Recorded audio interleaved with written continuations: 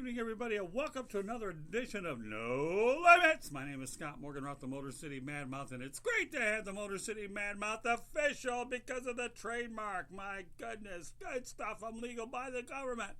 And along with me tonight is Candy Ebling. How you doing, Candy? You're legal by the government? Yeah, after all, this thing went through with the government. I don't even go there. It's trademark. Well, that's close enough. Trademark, legal by the government, whatever. And I'm doing fine. And you, Scott? Oh, I'm doing fantastic. Geeked up, ready to roll. Probably what you're afraid to hear, isn't it? Yeah, I guess so. Well, my goodness, we have a pretty good episode lined up out there. It's called Where Were You When?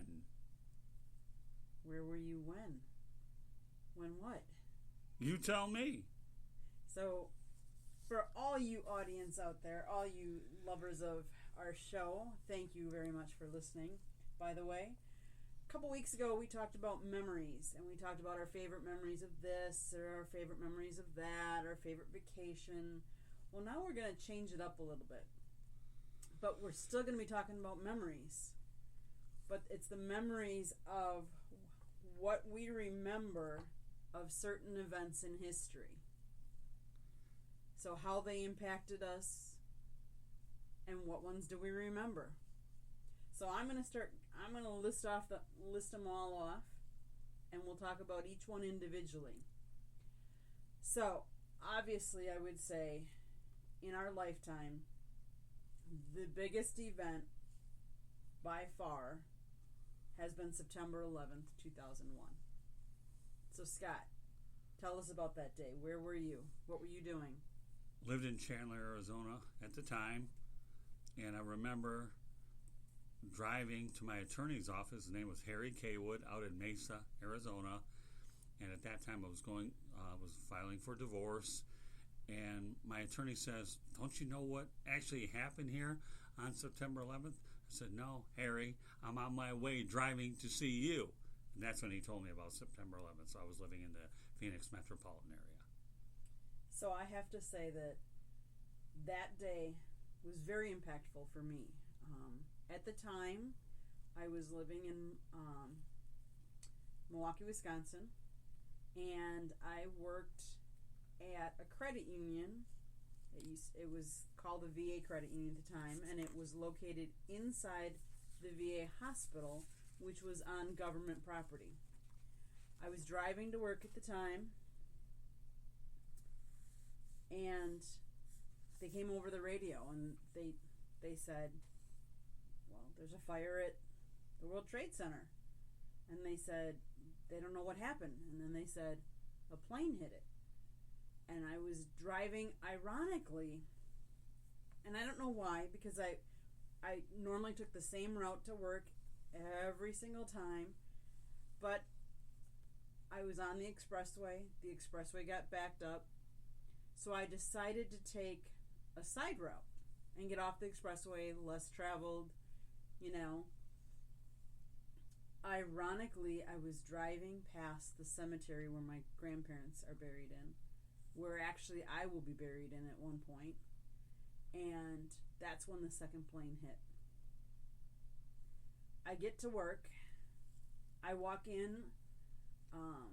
My boss, the vice president of the credit union, the president of the credit union were at work. I go in there and I said, "You guys are not going to believe what I'm going to tell you." And they hadn't heard yet. They were in shock.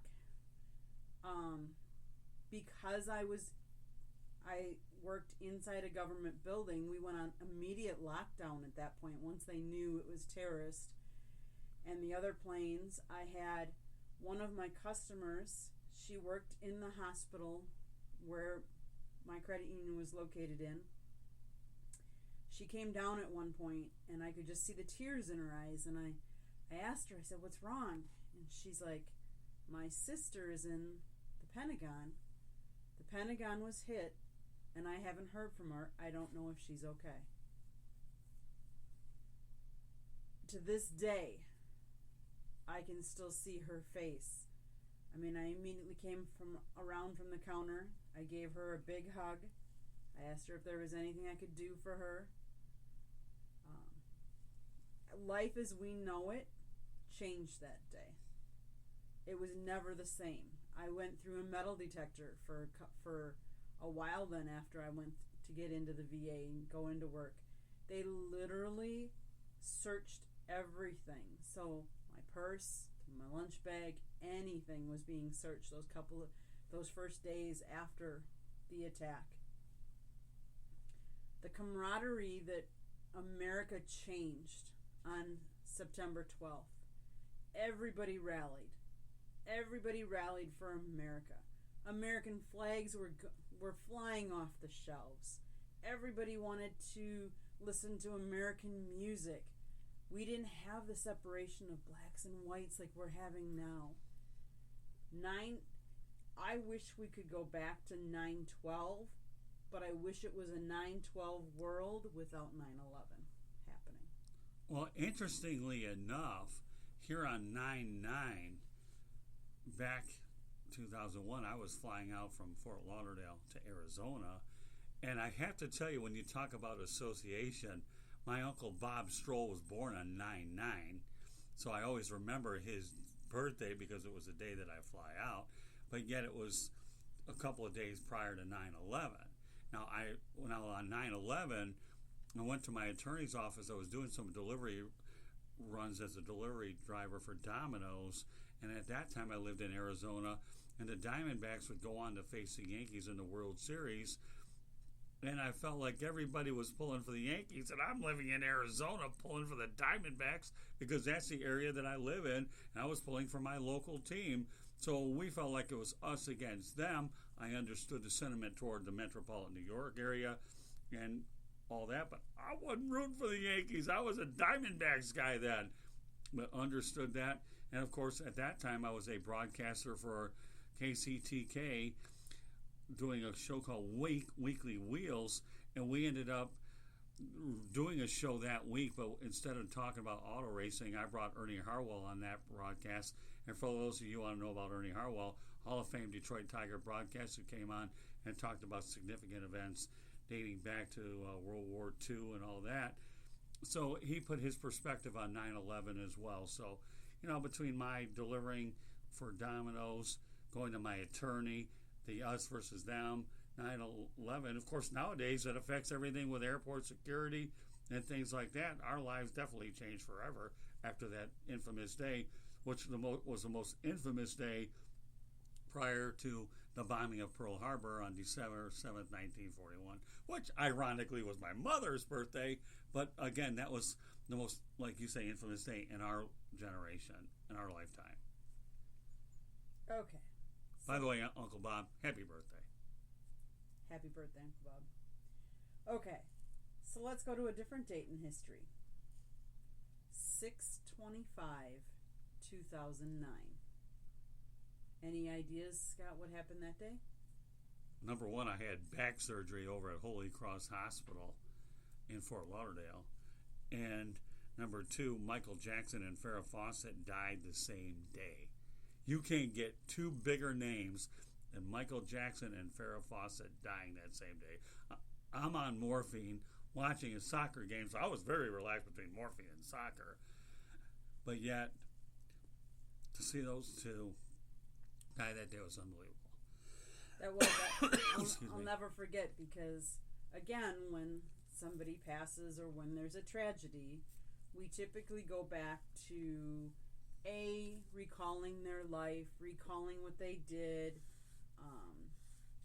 I pulled out, and yes, I can actually say I still have it, my Michael Jackson Thriller album. And you play it, and you listen to it, and you're like, ugh. It's just sad. A life taken way too soon.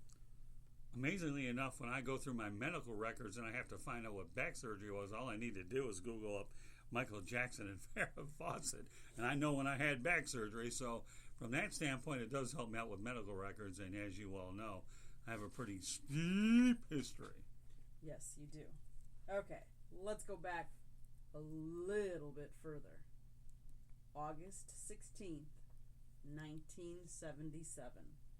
Do you know where you were? Absolutely.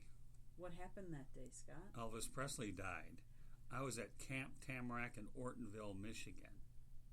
Okay. What kind of camp is that? Overnight camp. I was there for like, I think, 2 weeks. Elvis Presley died. That night, my parents had taken me to a concert. So here I'm sitting at an outdoor concert at the State Fair. It's Kenny Rogers and Dolly Parton, and they come out on stage and they have the ominous task of letting us all know that Elvis Presley died. I have never been to an outdoor concert where the immediate reaction was everybody went silent. You could hear a pin drop in this outdoor stadium. Impactful. Yeah, by the way, on my bucket list, I would like to go to Memphis and check out Graceland. And when you think of Memphis, we can talk about your sister's dog named Memphis as well. Gotta throw the analogy in there. It's a family show, for crying out loud. Let's bring family into this whole broadcast. Okay, so let's change it up a little bit. Let's go into space. January 28th, 1986, something happened that changed the space program here in the United States. Challenger, on liftoff, blew up in outer space, literally within minutes of taking off. Where were you then? I was a student at the University of South Florida. I happened to be sitting in Fontana Hall on the 11th floor in the lounge where a lot of us students would hang out. And that's when I saw that whole thing took place. I couldn't believe it. That was just unreal. Yep, back in those days, I was in high school. Really? Really. Okay. And they came over the loudspeaker and they let us all know. And when we could get to like a cafeteria to see TVs, we were all fixated on it, of course, as much as you didn't want to watch it. Yeah, that was too bad, like I said. And then once I saw that situation, I talked to some of my fellow students over at Fontana. It was too surreal to see an experiment go so badly with a regular citizen, let alone a teacher. Mm-hmm. That was a sad day. That was a sad day because space exploration is something that was exciting, new, interesting, maybe not new, but to see it tragically take the lives of those astronauts. I mean, it was just sad. Sad. Okay, let's change it up again. March 30th, 1981. Luckily for us, this one wasn't successful, but one of our presidents they tried to assassinate. Which one was it? Believe it or not, my favorite president of all time, Ronald Reagan. I was actually at home living in Highland, Michigan, and I was supposed to work at the Highland House that night. And the irony was that Indiana, it was the night of the national championship game with Indiana and North Carolina. I think they went on to play that game that night, but it nearly got canceled because of Ronald Reagan's assassination attempt. It failed, but meanwhile, I believe it was James Brady that got shot and was permanently disabled in that as well. So thankfully, Reagan came away with it, served 2 terms. But I was at home, living in Highland, working at the Highland House. And yes, I also had a chance to visit the Ronald Reagan Library out in California many years later. And they had a pretty interesting exhibit on that. Yeah, I was still living in Wisconsin at the time, with my parents at that point. I just remember us all kind of gathering around, watching the TV. When events like this happen, you tend to focus on the TV, and the TV, all the news stations, or all the regular stations, that's all they do is they air different things related to either one of the parties involved or the actual event. Okay, so now we're going to go a little bit more personable Because obviously these are all the things that we've said previous. Have everybody's been impacted at some point, at least if you were alive. Unfortunately, my mother, who was a wonderful human being, a wonderful person, a wonderful mom, she left us, and she is now an angel. That event happened on November 15th, 2015. I will never forget receiving that phone call from my dad. Him letting me know. We were actually at a restaurant. It was a Sunday, and we were watching football like we normally do during the fall season. Ironically, even, your team was playing my team. The Lions were playing the Packers. And I get the call. I remember exactly where I was standing when he talked to me. I remember exactly what he said. And I remember, as everybody knows that's dealt with a death that's so close, that you tend to numb up. And you go completely numb. But yet I can remember it like it was yesterday. And I can remember walking back into the restaurant because I took the call outside. I remember walking back in the restaurant with a blank look on my face. And immediately you asked, "What's wrong?" That day changed my life forever. I How gotta about you, imagine. Scott? Yeah, it did. I mean, your mom, Betty Ebling, rest in peace, Mom. Unbelievable person. I didn't know her as long, so I felt like I got cheated out of the whole deal, but she got to know me pretty well and actually liked me. But, I remember at that time I was studying for the 215 license here in the state of Florida. That's a tough test anyhow. And I had to regain my focus because I had 4 days to go to take this exam. One of the kindest women that anybody can ever meet. Anybody that met Betty Ebling is better because of it. And, I remember when I was hospitalized, and I was hospitalized a lot. And the one time I was hospitalized when I was diagnosed with diabetes and a myriad of other problems at JFK Hospital out in, I believe, in Atlantis or Lake Worth, whatever, here in Florida, your mom used to call me 3 times a day. And mind you, I wasn't married to you at the time, but the way she treated me like her own son, it was special. In fact, to this day, I have a picture from her funeral that sits behind my desk, and I look at her all the time when I want to look at an angel. And she's just, as I said, anybody that ever met Betty Jane Ebling is better because of it. Yep, I would second that. Okay. Well, you should really first it because she came from you, but I'll first it because, it's okay. I have the privilege and the honor to do it. Well, let's face it, you only have one birth mom. There is no other birth mom that comes along. There are other people that might be mom-like figures to you, but there's no one that'll take her place. No doubt about it. That's where I'll end She's this. truly one of a kind. Yep. Rest in peace, Mom. Love ya. Love you, Mom. Okay, so that was a very personal on my side. Let's go personal on your side. Yeah. 4/24/2000. I found out about the passing of my grandma, Sophie Morgan-Roth, who to me is a woman that I feel is a true mother to me. My grandmother died when I was 37 years of age, and I was actually in Sedona, Arizona when she passed away. And when I came back in to the Phoenix area, I had like 30 voicemails, and when I found out that she had passed away. Now, mind you, she had a pacemaker installed within a matter of months. She actually I had seen her around Christmas time in 1999, and then 4 months later she passed away. So she went downhill very quickly. She had a pacemaker installed. It was just unreal. And to this day, I'm like you, very numb. She'll go down as the greatest person in my life.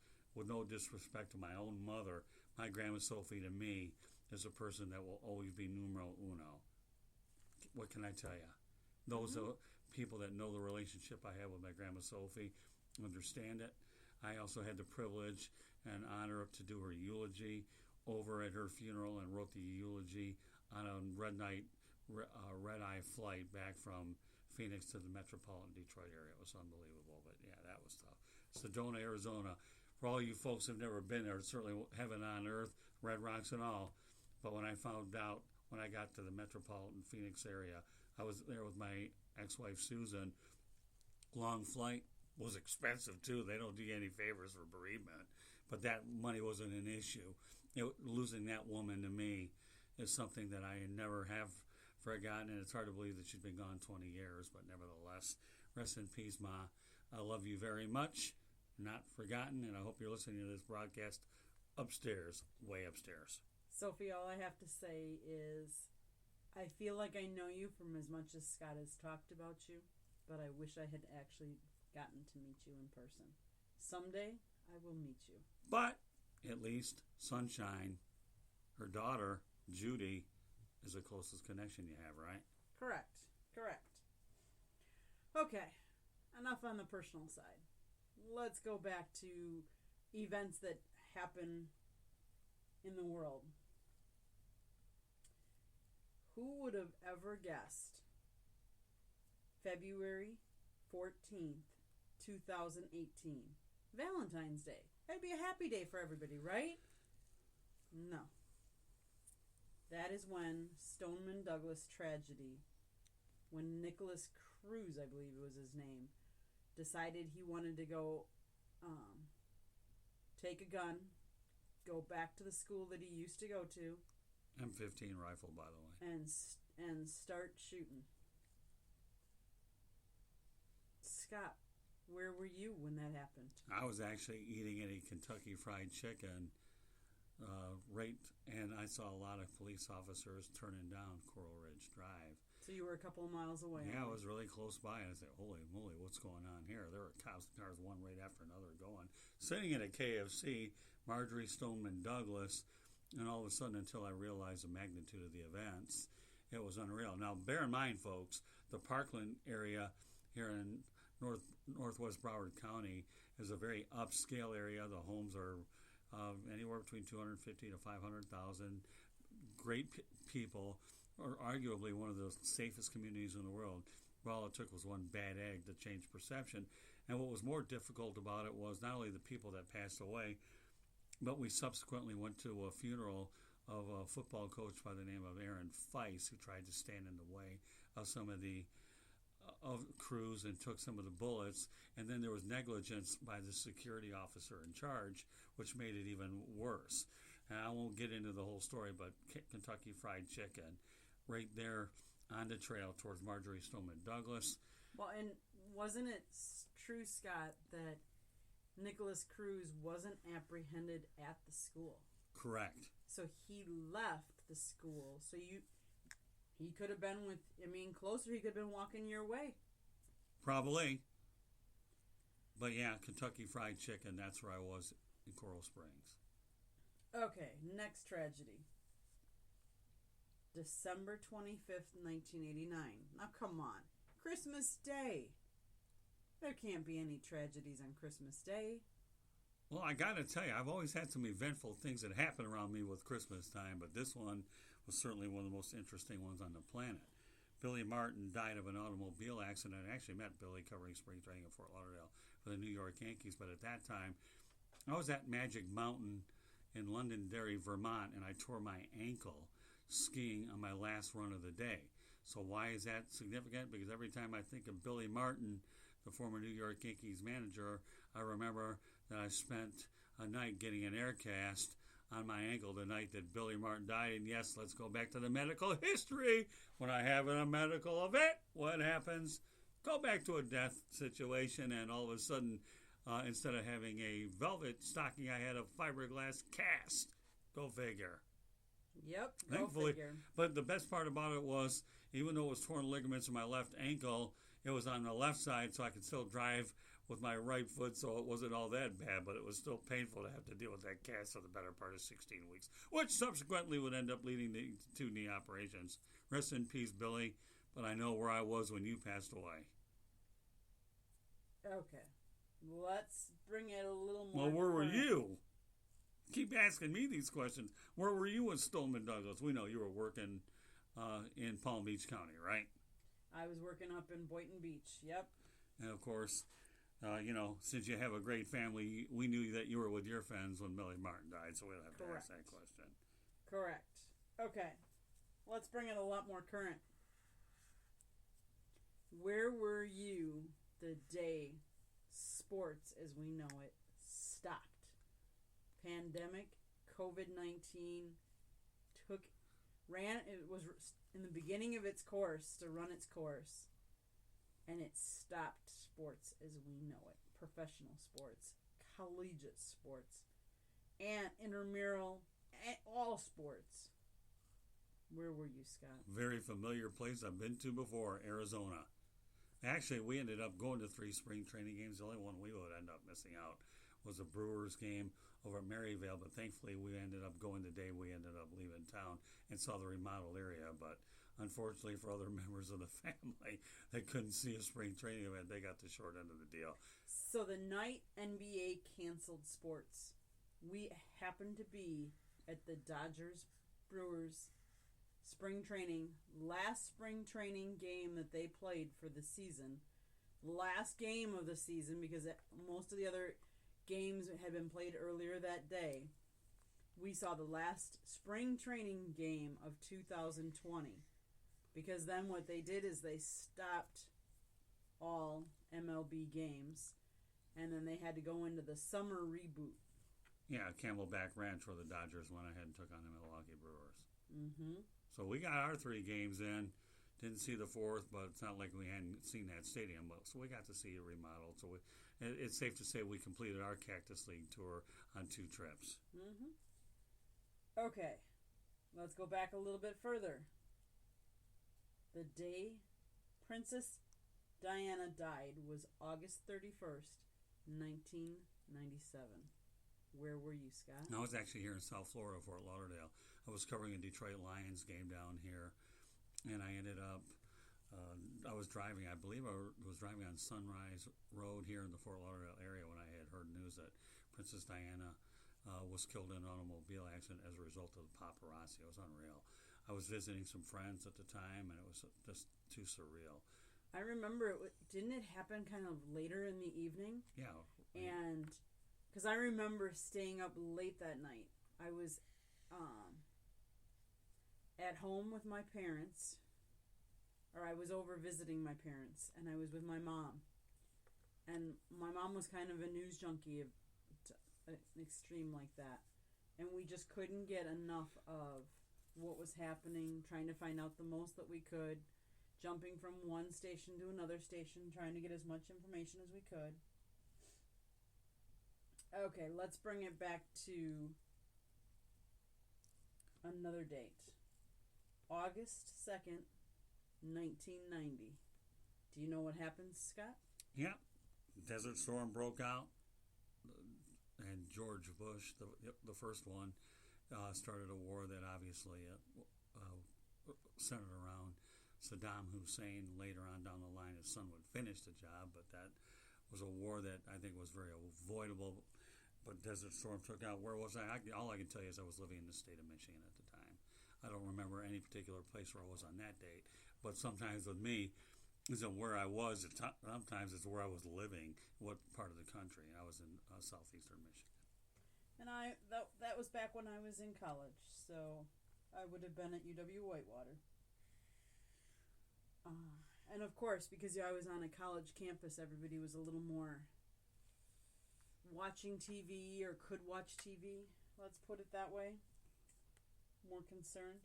Okay, let's go back a little bit further in time. In fact, back further than we've gone so far yet tonight. Let's go back to August 9th, 1974. What happened? Gerald Ford took over as President of the United States. Richard Nixon resigned. And believe it or not, I was at Camp Tamarack in Ortonville, Michigan. I used to go there every summer. I really enjoyed Camp Tamarack, and it was neat just to get away for like a couple of weeks, hang out with a lot of the kids out there and just do activities. Overnight camp back then was really popular. So Camp Tamarack in Ortonville, Michigan. And for all you folks that don't know where Ortonville, Michigan is, it was actually, I want to say 15, 20 minutes from the Pontiac Silverdome. And I would have been back in Wisconsin, living at home at that point. Young, just starting school age at that point. Okay, let's go back a little bit further to the very first date we have that we're talking about tonight. July 21st, 1969. What happened on that date, Scott? A man landed on the moon. Neil Armstrong, one small step for mankind. Where were you? Well, I know where you were. You were probably in diapers, practically just an item. Me, when we're talking about 1969, I believe it was about 6 years old. Where was I? You know what? Let me think. I think it was in first grade over at McIntyre Elementary School. And they actually took us... It would have been July. Well, then I wasn't. Well, who knows? I wasn't summer school. I wasn't stupid enough then, but they certainly talked about it in the fall. It doesn't make any difference. But nevertheless, I was 6 years old at the time, so I was living in Southfield, Michigan at the time, I believe. Yeah, in fact, it was Southfield, Michigan. And yes, I was a young little pup at that point. I could hardly tell. So obviously, I don't have any memories of that time. Although I can tell you, we were not living in Wisconsin at the time. Yeah, and that's as far as we'll take it. Why not? Why don't you mention where you're really from? No. Oh, come on. Seriously? Yep. Okay. Last, but certainly not least. October 10th, 2015 is probably off the whole list. Obviously, it's the second most important date that I'll never forget. Scott, why would that be? Where was I? My goodness. Well, you want to start with the real story of how we got to this point? Okay, let's do it since this is a personal family show. You're looking at engagement rings early in the morning, okay? And then I know we ended up going over to Jared. Jared gets a free plug out of this whole thing because by then you were ready to go ahead and, do. I got the feeling that you were ready to take this a little further than the boyfriend-girlfriend thing. And yes, by the time we committed to a ring, took you over to the Everglades in Parkland, Florida. Yes, good things can happen in Parkland, Florida. And because I don't go ahead and get on my hands and knees to do this stuff, I went over on a boat landing, and yes, I proposed to you. Do you do anything traditionally? Heck no. After all, you're talking with the Motor City Madmouth. Why would I do anything traditional? I got a reputation. I didn't get tagged with Crazy Man for nothing. That's true. So boat ramp, huh? Everglades.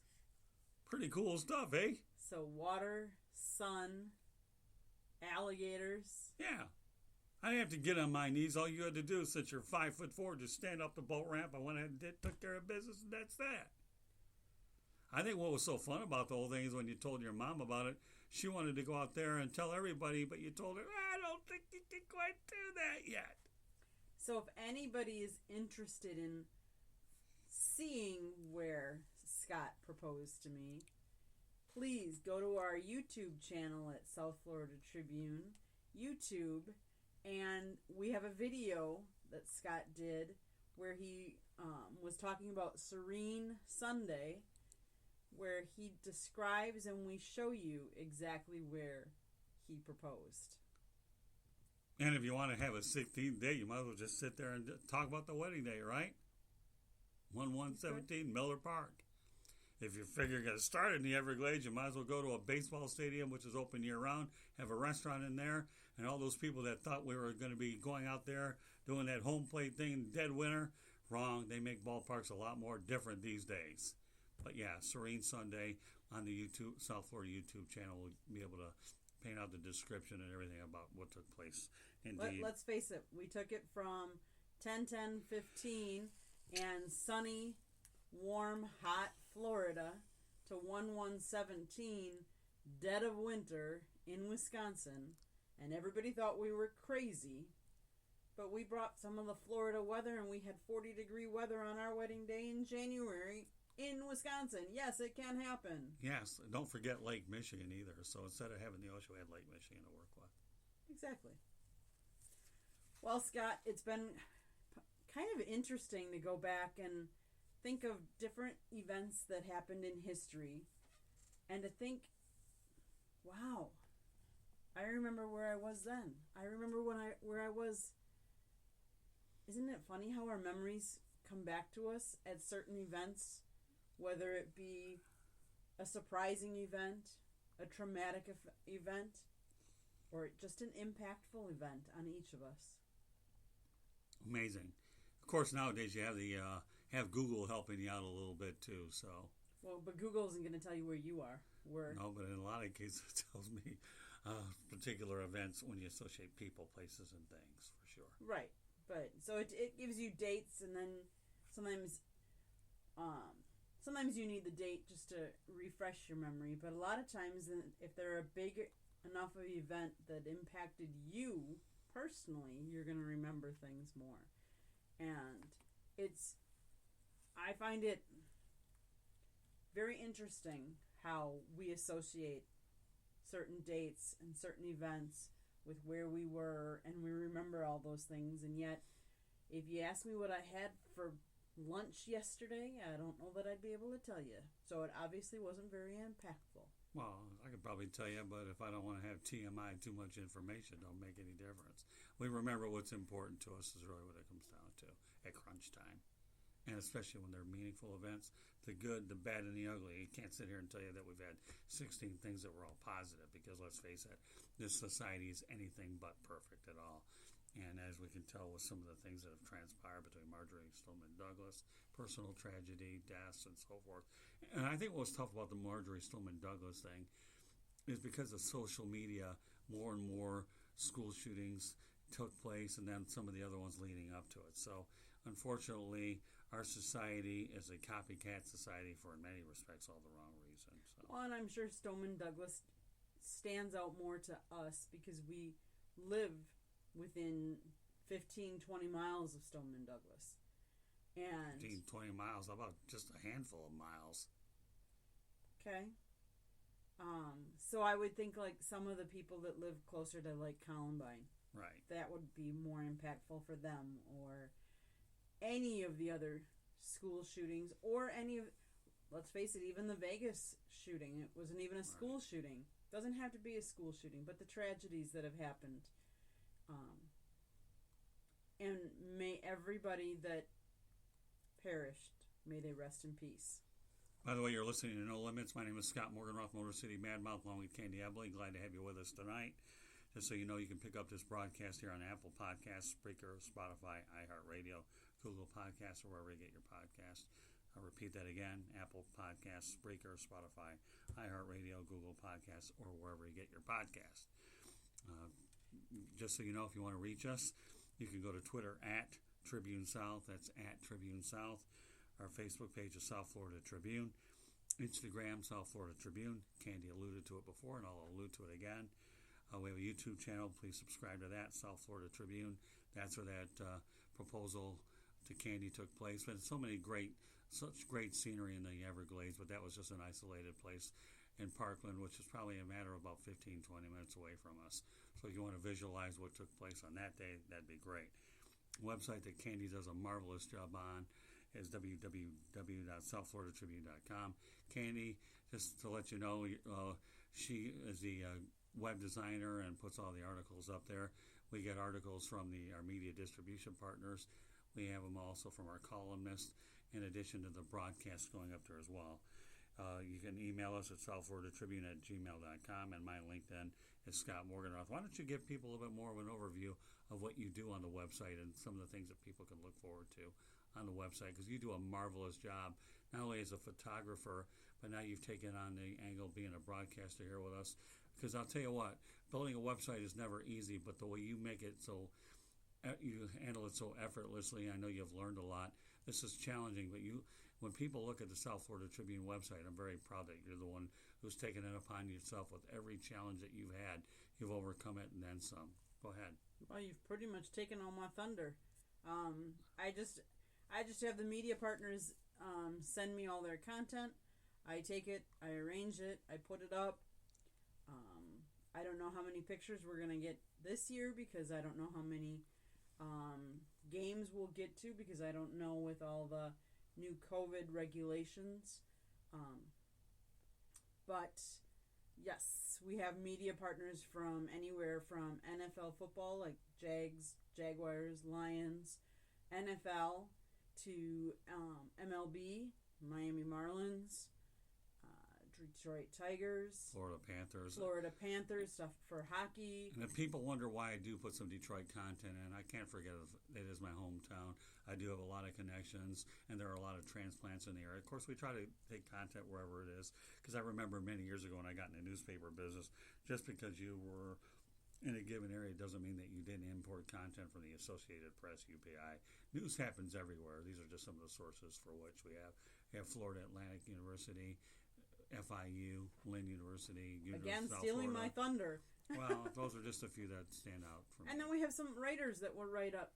We have someone that writes theater reviews, and obviously right now there's not a lot of theater going on yet, but there's someone that writes theater reviews. We have someone that writes about the Marlins, the Jaguars. We have people that write about music. We have people that write motivational things. And I even write myself from time to time, so I like doing it. It's something I've enjoyed for the better part of 40 years as well. So there's links to everything. All of our social medias from there, so please just visit us on www.southfloridatribune.com. Our email is even listed there, our contact information in case you have ideas that you want us to do on future shows, or if you have comments. Or for that matter, if you'd like to write a column, as long as it's in good taste, so there's no heavy politics or religion, we'd certainly love to have you as a correspondent from time to time. We want to keep everybody as involved as well. So any closing thoughts at all, Candy? Thanks, everybody, for listening. Have a great day. Stay safe. And rest in peace, everybody that's passed before us. Yeah, and I also want a special shout-out to my brother-in-law, Todd Shepik. His mother right now is dealing with some health issues. Also to my mother as well, who's dealing with some medical issues as well. So, and again, Uncle Bob, happy birthday. So once again, before we do get off the air, I do want to let everybody know to please mask up out there. Take COVID-19 seriously. Practice social distancing, common courtesy, and so forth. This virus is anything. It can take your life, and it can definitely be very fatal. So once again, on behalf of Candy Ebling, my name is Scott Morgan, Roth Motor City Badmouth. Thank you for joining us, and we'll catch you on the next edition of No